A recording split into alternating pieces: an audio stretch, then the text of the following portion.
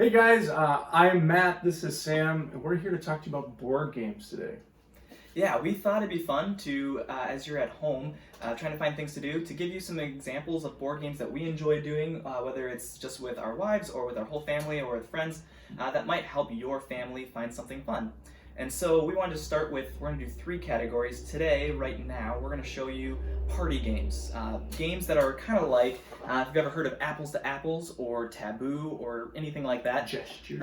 Games that are kind of fun, they're more about goofy, they're about laughing, and the points are kind of secondary. Winning the game is fun, but it's about playing the game is where you're going to have more of the point. So if you like Apples to Apples, or even if you don't like Apples to Apples, but you want that kind of that feel, here's three games from my top three and Matt's top three games in party games. I'm going to start. This is a game called Organ Attack. It's made by a guy that makes comics. He personifies different organs. Really goofy game. You each have different organs. The brain, the stomach, the heart, the liver, and then you have different afflictions. So if I get love actually is an affliction on the stomach because it makes it tied up. So super fun game. All the different organs can be a little intense with some of the afflictions, but a really fun game. Definitely a big party favorite for my family. All right, awesome. My number three on my list is Codenames. Codenames is a theme, which doesn't really matter, but the theme is that you're spies. You're two teams of spies, and you have a grid on the table where there's going to be 25 words on the table. And some of them are what I need my team to guess, and some is what the other team needs to guess. It's a lot of fun because I don't want my team to guess wrong, and if I guess right, then you get more points. And so it's just a lot of fun trying to help get people clues to try to guess the words that are on the table. Super easy and quick. It's fun to be the person who's trying to give clues. It's also fun to be the one guessing. So that's Codenames. They also have different versions of this. My favorite is this, just the original Codenames, but if you really like Marvel or Disney or whatever, they have ones that are just all that type as well. My second game is called The Game of Things. This is a staple, very easy to do. It just takes paper and pencil and a question. So premise of this game is it gives you something like the thing that gives you the creeps, and then everyone writes down an answer, whether it's true or not. They write down an answer, they pass it all to one person, and then that person reads all the clues, and the rest of the group has to try and guess, you said this, and dang, you're right, and then that person's out. You keep going around until everyone's been guessed. Lots of laughs. You even learn some things about some people. Really fun with a group of people that you know well. You can try and have some fun with it, or get totally stumped. Super fun Game of Things. Yeah, and they sell smaller versions and bigger versions. The nice thing about the one you have here, the big one, is that there's lots of cards. So lots of replayability. Longevity in the game. All right, number two on my list is called Say Anything. We already showed you guys Apples to Apples. This is what I say is a better version of Apples to Apples. Essentially, you're doing the same thing. If you've never played Apples to Apples, then I'll explain it real quick. Everybody has whiteboards, and there's one clue, and so it might be something like something that you wouldn't catch me doing, and then everybody around the table writes one thing down on their little whiteboard, they put it in the middle, and then I pick what my favorite answer was. Now, the fun part about this one is that everybody who did an answer, they're going to pick what they think my favorite one is. And so that's where it's kind of fun, is even if I couldn't think of a good answer, I can still get points because I can guess what I think Matt's going to choose.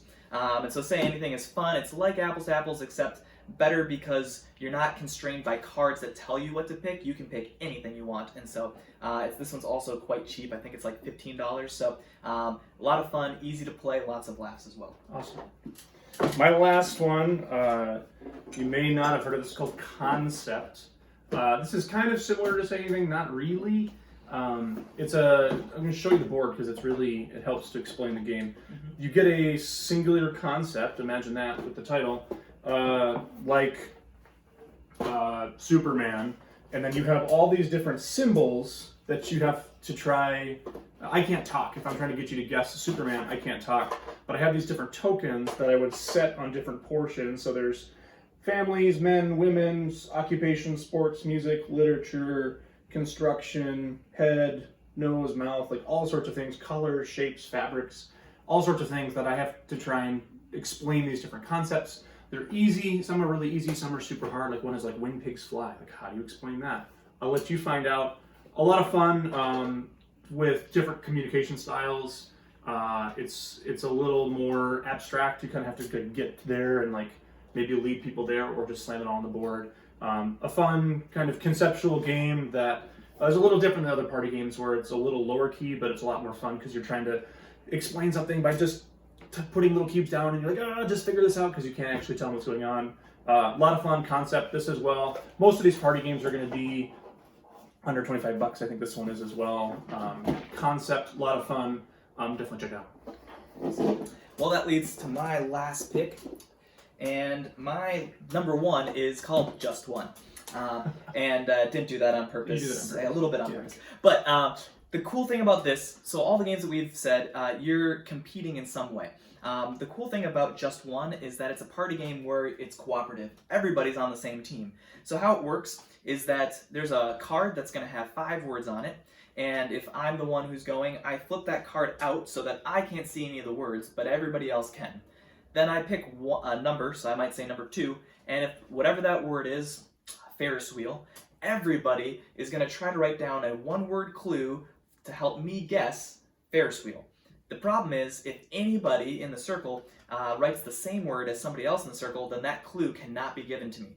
So you have to think of unique words, and once everybody has shown each other and decided, okay, yep, you can't show those clues, and so then I might get 3 clues, and whatever it is, circle and ride and... Terrifying. Yeah, terrifying. Then I have to I get 1 guess at, and if I guess Ferris wheel, then we score a point as a team. And you play 13 rounds, and you try to get the perfect score of 13, or the best that you can, and you can keep doing it. And the fun part is that there is some funny, but there's this kind of this, this is a really easy clue, but maybe somebody else is going to write it, and so it gets fun that way. You can play a game with like 6 people, end up with 1 word.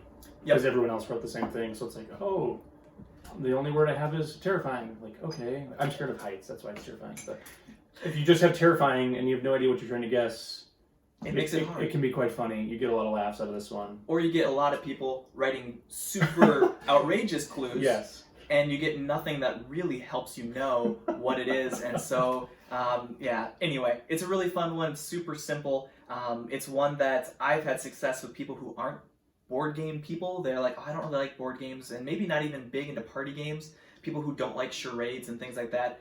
It's fun because we're all on the same team and we're all guessing together. So that is Just One. And so if any of these games sounded interesting to you, we would encourage you. They're worth the $20 or less that they are, that you're going to find on Amazon or something like that. And I hope that this brings your family some fun. Yes, absolutely. Thanks, guys. Thanks for tuning in.